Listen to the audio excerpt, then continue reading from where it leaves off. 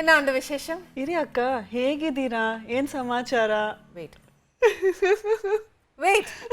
ഇത് എനിക്കിട്ട് എന്നോ പറഞ്ഞോണ്ട് വരുവാ. വെയിറ്റ്, അക്ക മീൻസ് ദാറ്റ് ഇസ് സിസ്റ്റർ എന്ന് എനിക്ക് മനസ്സിലായി. Am I right? അക്ക എന്ന് പറഞ്ഞാൽ കന്നഡയിൽ ചേച്ചി. ചേച്ചി, അതാണ് ഞാൻ സിസ്റ്റർ. ഓക്കെ, ഫസ്റ്റ് സെന്റൻസ് ಹೇಗಿದ್ದೀರಾ?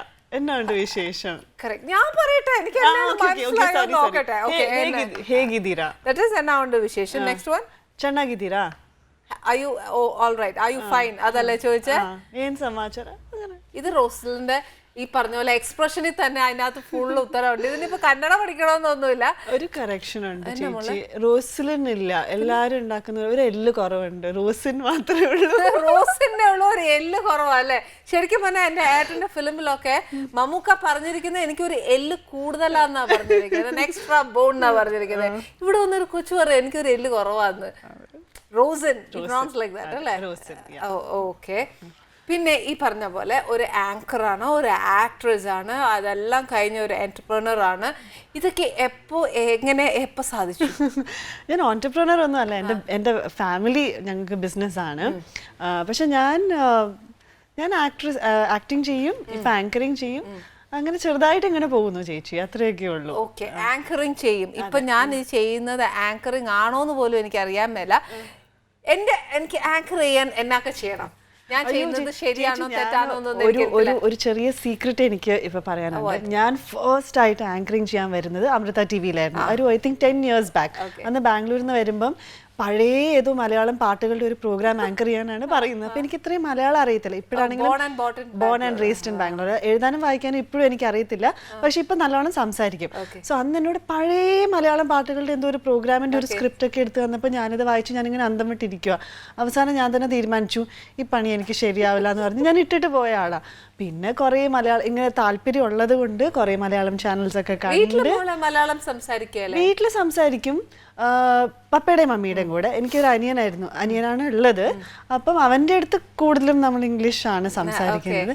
പക്ഷെ പേരൻസ് നിർബന്ധമായിട്ട് മലയാളം പറയും. കാര്യം എന്നാന്നോ, നമ്മുടെ അപ്പനും അമ്മയൊക്കെ എവിടെ ഏത് രാജ്യത്തിൽ പോയാലും, വെളിനാട്ടിലായാലും എവിടെ ആയാലും, ഔട്ട് ഓഫ് കേരള ആണെങ്കിൽ അപ്പനും അമ്മ ഏക നിർബന്ധം വെക്കുന്ന ഒറ്റ കാര്യമേ ഉള്ളൂ, നമ്മുടെ മക്കള് മലയാളം പറയണം. കാര്യം എന്നാ, നമ്മൾ നാട്ടിൽ വരുമ്പോൾ നമ്മുടെ അപ്പൻ്റെ അമ്മയുടെ മക്കള് വർത്താനം പറയാതെ ഹായ് മാമ ഹായ് പാപ്പ വേണ്ട വിചാരിച്ചിട്ട് അമ്മൂമ്മയായിട്ടും അപ്പൂപ്പന്മാരുമായിട്ടും ഒക്കെ ഇങ്ങനെ ഒത്തിരി നമ്മള് കുറച്ച് കൂടുതൽ അടുക്കണം എന്നുണ്ടെങ്കിൽ മലയാളം അറിയണം. അപ്പൊ അതുകൊണ്ട് ശരിക്കും മലയാളം ഒരിക്കലും ഒരു അച്ഛനും അമ്മയും മാറ്റി നിർത്തുകയല്ല. പിന്നെ കുറച്ചൊക്കെ എഴുതാനും പഠിപ്പിക്കാനൊക്കെ വിട്ടിരുന്നു.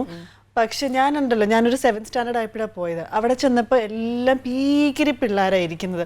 അപ്പൊ എനിക്ക് തന്നെ ഒരു ഭയങ്കര പക്ഷെങ്കിലും ഹോളിഡേസിന് വന്നപ്പോൾ കുറച്ചൊക്കെ പോയി.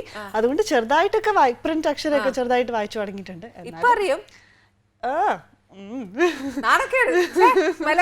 പക്ഷെ ഞാൻ കന്നഡ എഴുതും വായിക്കുകയൊക്കെ ചെയ്യും. ഞങ്ങൾക്കറിയില്ലല്ലോ, അതുകൊണ്ട് ഞങ്ങൾക്ക് അത് വേണ്ട.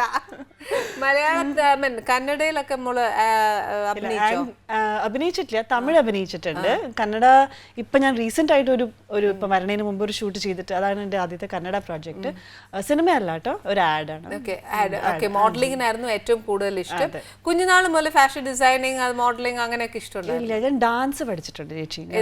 ക്ലാസിക്കലായിട്ട് ഭരതനാട്യവും മോഹിനിയാട്ടവും ഞാൻ പഠിച്ചിട്ടുണ്ട്. അപ്പോൾ അങ്ങനെ ഒരു താല്പര്യം വന്നു. പിന്നെ ആക്ച്വലി പപ്പയുടെ ഒരു ഫ്രണ്ട് വീട്ടിൽ വന്നപ്പം അവരൊരു ഡിവോഷണൽ ആൽബത്തിന് വേണ്ടിയിട്ട് ക്ലാസിക്കലൊക്കെ അറിയാവുന്ന ഒരു കുട്ടീനെ നോക്കുന്നുണ്ടായിരുന്നു. അപ്പോൾ വീട്ടിൽ വന്നപ്പോൾ എൻ്റെ ഫ്രെയിമൊക്കെ ഇങ്ങനെ വെച്ചിട്ടുണ്ടായിരുന്നു, ഫോട്ടോസ്.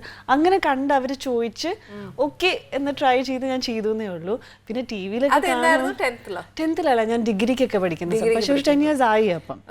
അപ്പൊ ചോദിച്ചൂടെ ഞാൻ ചെയ്തു ഞാൻ വിശ്വസിക്കുന്നേ ഇല്ല. കാര്യം ബിക്കോസ് ഉള്ളിൽ എത്രയായാലും ഒരു പാഷനാണ്, ഒരു മോഡലിംഗ് ചെയ്യണം, ഒരു ആക്ട്രസ് ആവണം. അപ്പൊ പിന്നെ കിട്ടിയത് എന്ന് പറഞ്ഞിട്ടല്ലേ ചെയ്ത. പക്ഷെ നമുക്ക് പേടിയുണ്ടല്ലോ ചേച്ചി, കാരണം ചെയ്തിട്ടില്ല. നമ്മൾ സ്റ്റേജ് പെർഫോമൻസസ് ചെയ്യുന്ന പോലെയല്ല. സ്റ്റേജ് പെർഫോമൻസ് ചെയ്യുന്നവർക്ക് ബേസിക്കലി പേടിയില്ലെന്നാ പറയുന്നത്. ആണോ?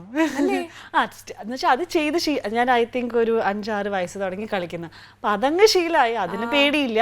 പക്ഷെ ഇപ്പൊ ഞാൻ പറഞ്ഞില്ല, ആങ്കറിങ് ഞാൻ ഇട്ടിട്ട് പോയ ആളാ. അൾട്ടിമേറ്റ്ലി ഞാൻ ഇപ്പൊ ഒരു ആങ്കർ ആണ്. സോ ഹൗ ലൈഫ് ചേഞ്ചസ് അല്ലേ? നമ്മള് വേണ്ടാന്ന് വെക്കുന്ന ഏതാണോ അത് നമ്മളെ തേടി വരും. അത് എനിക്ക് തോന്നുന്നു ഈശ്വരൻ തരുന്ന ഒരു പരീക്ഷണമായിരിക്കും. നീ അങ്ങനെ പോണ്ട, എന്നാ പിന്നെ ഇത് തന്നെ ചെയ്തിച്ച് പോയാൽ മതി. എനിക്ക് ഈ പറഞ്ഞ പോലെ ഞാൻ ചില വാക്കുകളൊക്കെ പറയുമ്പോ തെറ്റാന്ന് ഓഡിയൻസിന് മനസ്സിലാക്കാൻ സാധിക്കും.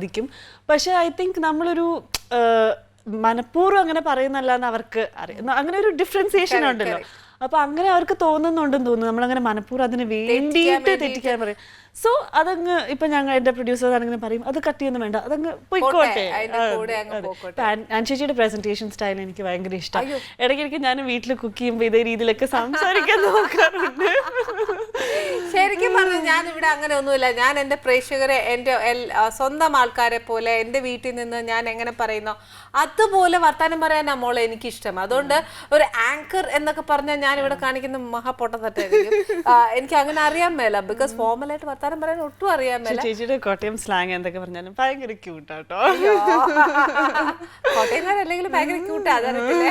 ഞാൻ എൻ്റെ നാട് വാഴക്കുളാണ്, എൻ്റെ പപ്പയുടെ മമ്മിയുടെ. അപ്പൊ ഞങ്ങള് കോട്ടയം അടുത്താ. അപ്പൊ മമ്മി ചില സമയത്ത് ഈ ഇഫ പ്രയോഗം ഉണ്ടല്ലോ, അപ്പൊ ഞങ്ങളൊക്കെ എപ്പോഴും കളിയാക്കുന്ന ഒരു കാര്യമാണ് ഈ ഭാര്യ ഭൂമി ഇതൊക്കെ പറയുമ്പോ ഞങ്ങള് വീട്ടിലിരുന്ന് ഭയങ്കര ചിരിയായിരിക്കും. അതൊക്കെ ചുമ്മാ പറയുന്നത്, ഇതൊക്കെ ഉണ്ടാക്കി പറയുന്നത്. ഞങ്ങൾ അങ്ങനെയൊന്നുമല്ല, നല്ല അക്ഷരസ്ഫുടതയുള്ളതാണ്. അതുകൊണ്ട് പിന്നെ അങ്ങനെയൊന്നും പറയാൻ പറ്റത്തില്ല. ചുമ്മാ അതിന്റെ ഇടയിൽ കൂടെ വന്നേച്ചി വേണ്ടാത്ത പറയുക. ഓക്കെ, മോൻ അനിയൻ എന്നാ ചെയ്യുന്നു? അനിയൻ ഇപ്പൊ ഫാമിലി ബിസിനസ് തന്നെയാണ്. രണ്ടുപേരും ഇപ്പൊ ബിസിനസ്സിലേക്ക് കയറി. എന്റെ ഹസ്ബൻഡിനും, ഞാൻ മാരീഡ് ആണ്, കല്യാണം കഴിഞ്ഞു. ഇപ്പൊ ഒത്തിരി ആൾക്കാർക്ക് അത് അറിയത്തില്ല കേട്ടോ എന്റെ കല്യാണം കഴിഞ്ഞു. കണ്ടാ പറയുന്നില്ല. എനിക്ക് നല്ല പ്രായമുണ്ട് ചേച്ചി.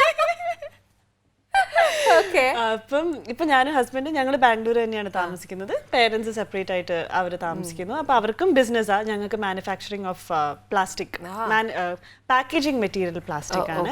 Husband he runs a software company ബാംഗ്ലൂരാണ്. ഞാൻ മാത്രമേ ഉള്ളൂ ഇങ്ങനെ ഇങ്ങനെ കറങ്ങി നടക്കുന്നേ.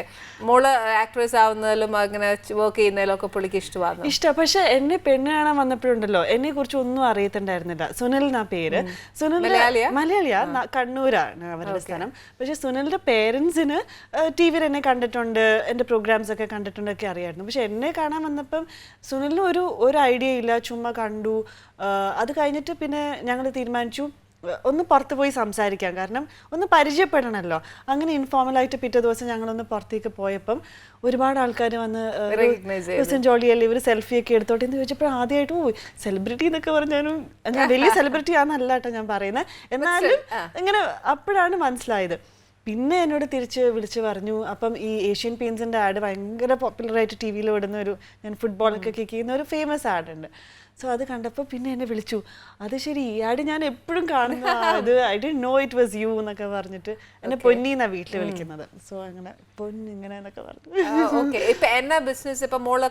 നോക്കുന്നുണ്ടോ? ഞാൻ ഇപ്പം നോക്കുന്നില്ല. ബിഫോർ മാരേജ് ഞാൻ നോക്കുന്നുണ്ടായിരുന്നു എൻ്റെ ഫാമിലി ബിസിനസ് ആയിട്ട്.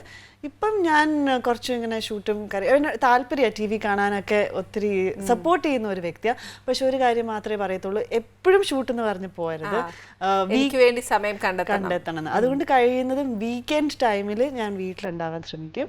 ബാക്കിയുള്ള സമയത്തെല്ലാം പുള്ളിയുടെ കൂടെ തന്നെ.